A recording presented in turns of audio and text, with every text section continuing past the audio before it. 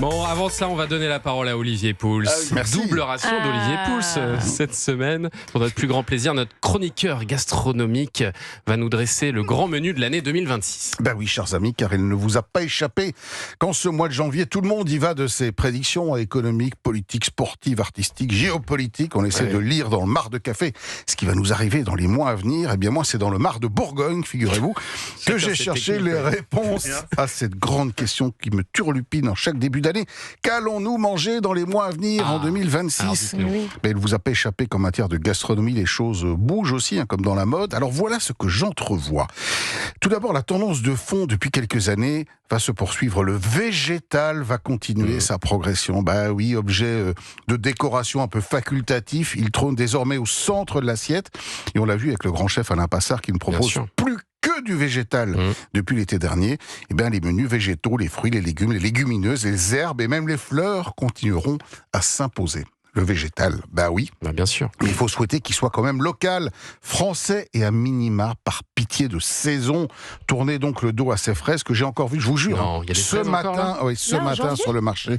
Bah oui, faites un beau velouté de chou-fleur ce week-end. Et qui achète des fraises, franchement? Bah j'en sais rien. Mais elles viennent d'où, Franchement, surtout arrêtez de les vendre. Arrêtez. Elles viennent de très très loin là. Bah, elles viennent du sud de l'Espagne, elles sont hors sol et sous serre et climatisées. Vous avez une autre tendance à nous donner ? Autre tendance, la street food. Bah oui, elle va poursuivre son développement, mais elle se voit contrainte de se diversifier. Tu sais, le burger, il s'en ouvrait un toutes les semaines auparavant. Ben, il marque un petit peu le pas en embuscade. La cuisine asiatique, très populaire chez les jeunes, grâce notamment au manga et aux séries. Et il y a un pays qui a le vent en poupe en matière de cuisine, comme pour le reste d'ailleurs, c'est la Corée.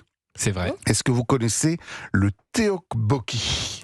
Pas du tout. C'est un plat dont vous allez entendre parler. Ce sont des petits bâtonnets de gâteau de riz avec une sauce pimentée et sucrée. Ouais, c'est plutôt pas mal. Et puis dans ce monde où nous sommes de plus en plus solitaires, la table, qui reste un des derniers bastions de la convivialité, va continuer, je l'espère, à nous rassembler avec des plats de partage qui ont le vent en poupe. La raclette, les pot-au-feu, la blanquette. Et la grande star de 2026, je vous l'annonce, ce sera le poulet rôti, le fameux poulet rôti convivial. Bah oui, c'est pas trop clivant, c'est convivial, c'est abordable. Mais les ventes de poulet rôti sont en train d'exploser, puis cochent toutes les cases.